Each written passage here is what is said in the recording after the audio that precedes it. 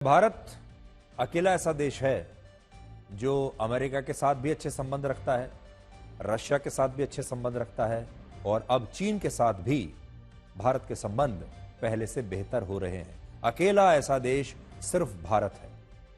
आज ब्रिक्स देशों के 16वें समिट का आयोजन हुआ, जिसमें प्रधानमंत्री मोदी ने युद्ध से लेकर आर्थिक संकट, क्लाइमेट चेंज और आतंकवाद जैसे मुद्दों पर बात की और यह भी कहा कि यूपीआई पेमेंट्स भारत की एक बहुत बड़ी उपलब्धि है और भारत ब्रिक्स देशों के साथ यूपीआई सिस्टम शेयर करने के लिए तैयार है। जबकि राष्ट्रपति पुतिन ने कहा कि अब दुनिया मल्टीपोलर वर्ल्ड ऑर्डर की तरफ बढ़ रही है, जिसमें शक्ति के केंद्र अब एक या दो देश नहीं है। Объединения в текущем году. Мы стремились в делах в решении насущных глобальных и региональных проблем. Bismillahirrahmanirrahim. جناب آقای ولادیمیر پوتین رئیس جمهور محترم فدراسیون روسیه. This, the 16th BRICS summit in this beautiful city of Kazan. It is fitting that we hold the BRICS summit in a city that is so rich in heritage and culture. तो जो तस्वीर आप देख रहे हैं Russia के Kazan शहर से, जो अभी थोड़ी देर पहले आपने देखी, जिसमें आपको दुनिया के 3 सबसे बड़े नेता एक साथ दिखाई दे रहे हैं, इसने पूरी दुनिया के बड़े बड़े देशों की नींद उड़ा दी होगी। और बड़ी बात यह है कि यह समझौता आखिर हुआ कैसे भारत और चीन के बीच में। तो बहुत सारे लोग ये भी कह रहे हैं कि हो सकता है कि यह समझौता राष्ट्रपति पुतिन ने करवाया हो या उनकी भूमिका इसमें जरूर रही हो।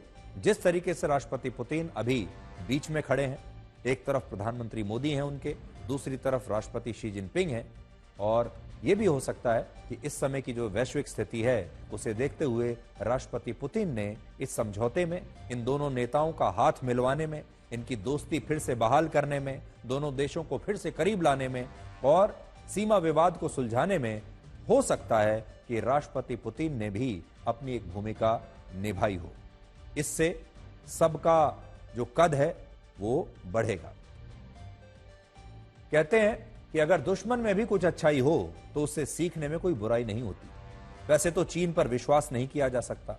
चीन ने हमेशा हमें धोखा ही दिया है और आगे भी चीन के साथ हमें बहुत संभल कर चलना होगा। लेकिन अगर हमें चीन को रोकना है, अगर हमें चीन से ज्यादा मजबूत बनना है, तो हमें यह भी देखना होगा कि चीन में आखिर ऐसी क्या खास बात है जो हम में नहीं है। चीन ने कौन कौन सी नई बातें, नई चीजें अपने देश में की हैं जिनसे भारत सीख सकता है। तो आज अंतर्राष्ट्रीय संबंधों पर और अलग अलग देशों के बिजनेस मॉडल पर आप इसे अपनी एक क्लास की तरह लीजिए और आप देखिएगा, ध्यान से जब आप देखेंगे तो आज आप देखेंगे कि चीन यहां तक पहुंचा कैसे। क्या आपने कभी सोचा है कि पूरी दुनिया में सबसे ज्यादा आबादी भारत और चीन में ही क्यों है, और इन दोनों देशों के अलावा किसी भी देश की आबादी 50 करोड़ तक भी पहुंची क्यों नहीं है? इसके 2 प्रमुख कारण हैं, जिनमें पहला कारण यह है कि भारत और चीन में दुनिया की सबसे प्राचीन मानव सभ्यता का विकास हुआ। हमारी सभ्यताएं सबसे प्राचीन है, जिसके कारण इन दोनों देशों में इंसानों की आबादी बहुत पहले से थी और बहुत तेजी से विकसित हुई। इसका कारण है हमारी प्राचीन संस्कृति, और दोनों देशों में है ये। दूसरा, इन दोनों ही देशों की जलवायु ऐसी थी कि यहां ना तो पश्चिमी देशों की तरह बहुत ज्यादा ठंड पड़ती है और ना ही अरब देशों की तरह यहां पर बहुत ज्यादा गर्मी पड़ती है। इन्हीं कारणों से भारत और चीन में इंसानों की आबादी का सबसे ज्यादा विकास हुआ और आज दुनिया की लगभग 36% आबादी अकेले इन 2 देशों में रहती है, यानी भारत और चीन में रहती है 36% आबादी पूरी दुनिया की।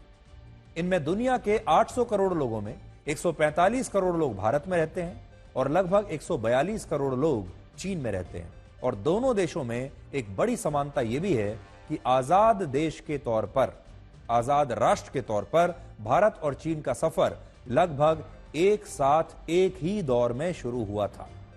भारत को 15 अगस्त 1947 में अंग्रेजों से आजादी मिली और चीन में 1 अक्टूबर 1949 में कम्युनिस्ट पार्टी का शासन आया था और चीन पीपल्स रिपब्लिक ऑफ चाइना तब बना था। तो हमारा सफर शुरू होता है 1947 में और चीन का होता है 1949 में।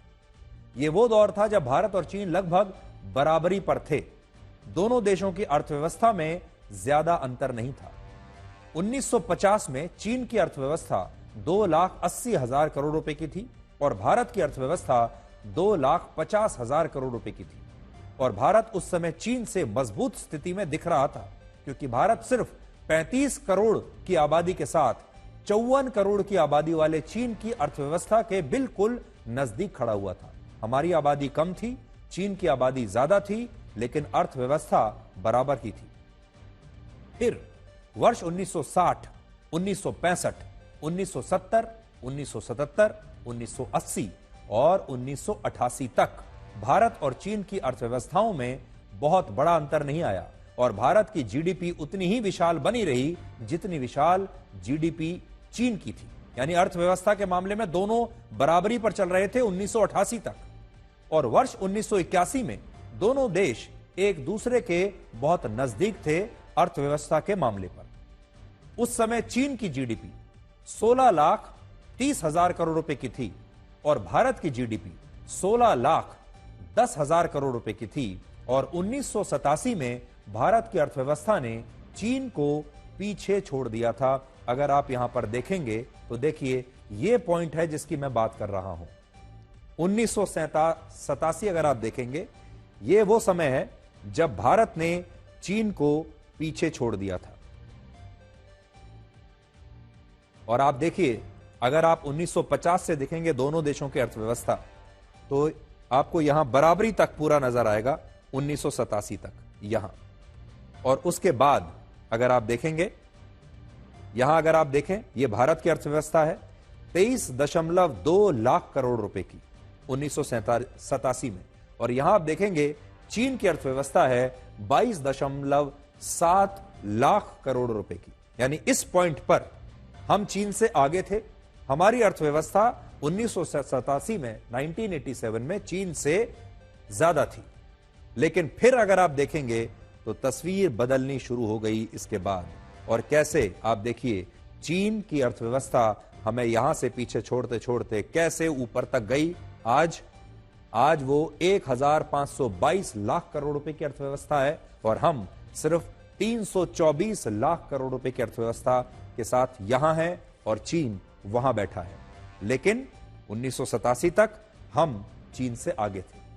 और आज चीन अमेरिका के बाद दुनिया की दूसरी सबसे बड़ी अर्थव्यवस्था है, जो 1,522 लाख करोड़ रुपए की है। और भारत दुनिया की 5वीं सबसे बड़ी अर्थव्यवस्था है। लेकिन यह अभी 400 लाख करोड़ रुपए के आंकड़े को भी हम छू नहीं पाए हैं।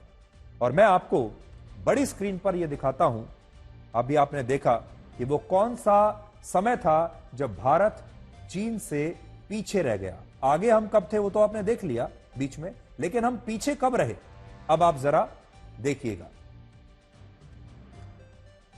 ये वो समय है 1987। फिर 1990 में अगर आप देखें तो 1990 के आसपास चीन ने हमें पछाड़ना शुरू किया।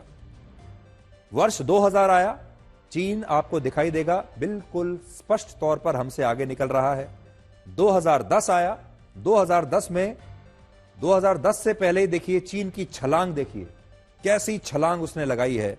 और फिर 2020, और फिर आप देख सकते हैं यहां पर भारत को अगर आप देखेंगे तो 1990 ये वो पॉइंट है 1990-91 के आसपास, जब हमने अपनी इकोनॉमी को खोला। हमारे देश में लिबरलाइजेशन हुआ जब नरसिम्हा राव की सरकार थी।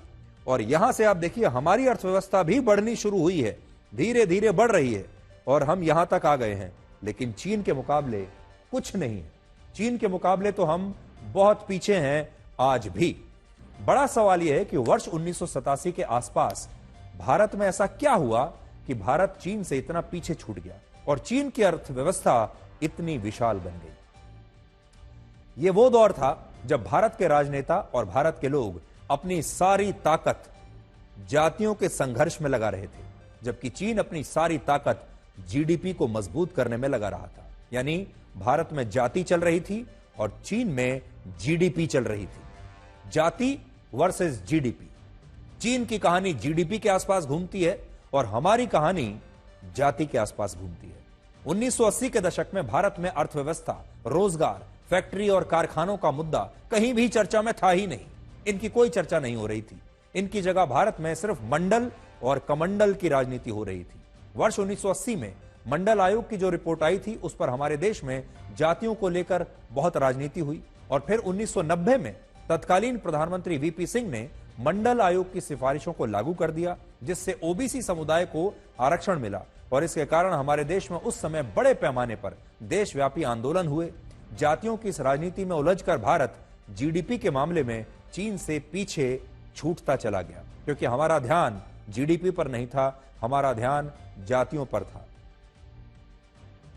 दूसरी तरफ इसी दौर में चीन में क्रांतिकारी बदलाव हो रहे थे और वहां के लोगों ने अपने देश को अमीर बनाने के लिए दिन रात मेहनत शुरू कर दी थी।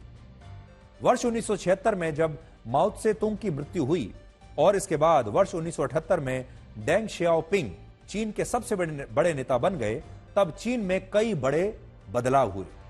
डेंग शियाओपिंग ने चीन को अमीर बनाने के लिए सबसे पहले चीन के कृषि क्षेत्र को कम्युनिस्ट व्यवस्था से निकालकर यह ऐलान किया कि अब से किसान खुद ये तय करेंगे कि वो अपनी कृषि भूमि पर किस फसल की खेती करना चाहते हैं, जबकि पहले की व्यवस्था में चीन के किसानों की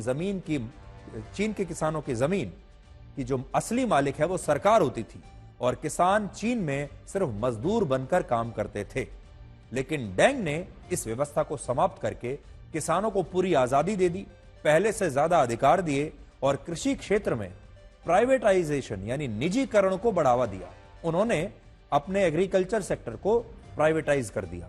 यह बताया कि अगर चीन की एक बड़ी आबादी कृषि क्षेत्र में काम कर रही है तो सबसे पहले किसानों का खुशहाल होना जरूरी है, जबकि भारत की भी एक बड़ी आबादी कृषि क्षेत्र पर निर्भर थी, आज भी है। इसीलिए भारत अपने आप को कृषि प्रधान देश कहता है।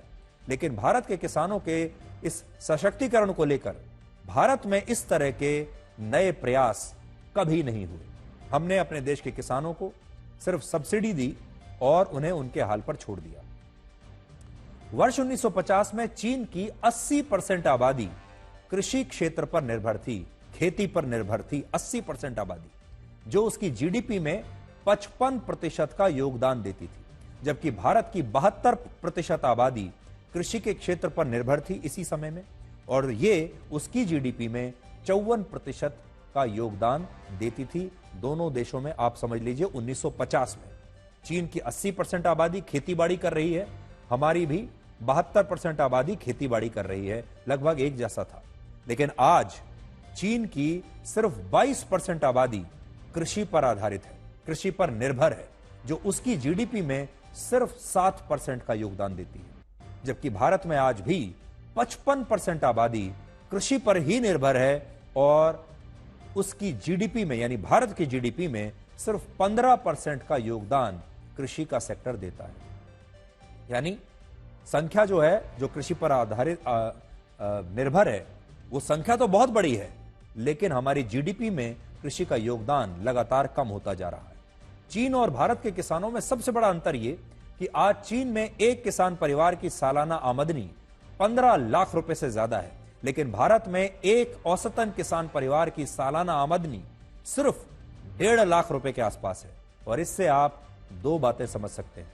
पहली बात यह कि जिस भारत में किसानों को वोट बैंक समझा गया, वहां किसानों की आय में ज्यादा वृद्धि नहीं हुई और किसानों के जीवन में कुछ नहीं बदला। लेकिन जिस चीन में किसान सरकार के लिए वोट बैंक नहीं थे, वहां किसानों के सशक्तिकरण के लिए ऐसी योजनाएं लागू हुई जिससे किसानों की एक बड़ी आबादी दूसरे क्षेत्रों में जाकर काम करने लगी और ऐसे लोग भी अमीर होते चले गए। जबकि जिन लोगों ने कृषि क्षेत्र को नहीं छोड़ा, खेतीबाड़ी को नहीं छोड़ा, उन लोगों की आमदनी में भी कई गुना की वृद्धि हुई। और यह सब 1970, 80 और 90 के दशक में हुआ, जब हम किसी और चीज में व्यस्त थे। अगर आप देखेंगे हमें, तो हम तो 1975 में हमारे देश में इमरजेंसी लग गई थी। उस समय एक पूरा की पूरा कालखंड हमारा 1975 से लेकर 1980 तक सिर्फ इसलिए बर्बाद हो गया क्योंकि हमारे देश में इमरजेंसी थी, हम अंदरूनी राजनीति से संघर्ष कर रहे थे। उसके बाद हमारे देश में अगर आप देखेंगे 1987 और उसके बाद हमारे देश में गठबंधन सरकारों का दौर आया। इस कालखंड में भारत चीन से इसलिए भी पिछड़ गया क्योंकि भारत की राजनीति में गठबंधन सरकारों का दौर चल रहा था, जबकि चीन में वहां की सरकार के सामने ऐसी कोई राजनीतिक चुनौती नहीं थी। अगर मेरे पीछे आप फिर से दोबारा देखेंगे, मैं आपको दोबारा से वो ग्राफ दिखाता हूं और देखिए, अगर आप वापस से देखेंगे उस ग्राफ को तो आप देखिए हमारे देश में 1987 के बाद अगर आप देखें 1989-90 ये वो दौर है जब गठबंधन की सरकारें हमारे देश में आईं और गठबंधन की सरकारें हमारे देश में स्थिर नहीं थी और वो वोट पाने के लिए सिर्फ जातियों का इस्तेमाल कर रही थी, देश को जातियों में बांट रही थी, जीडीपी पर किसी का कोई ध्यान नहीं था। इसलिए अगर आप देखेंगे इस दौर से लेकर और लगभग यहां तक आपकी जो इकोनॉमी है वो कोई ज्यादा तेजी से बढ़ी नहीं है। और जब हमने यहां 2001 में बड़ा कदम उठाया लिबरलाइजेशन का, तब हमारी इकोनॉमी थोड़ी थोड़ी बढ़नी शुरू हुई है। और यहां अगर आप देखेंगे 2014 के आसपास, अगर आप यहां देखें, यहां से हमने लगातार काम किया है और लगातार हमारी इकोनॉमी बढ़ती चली गई।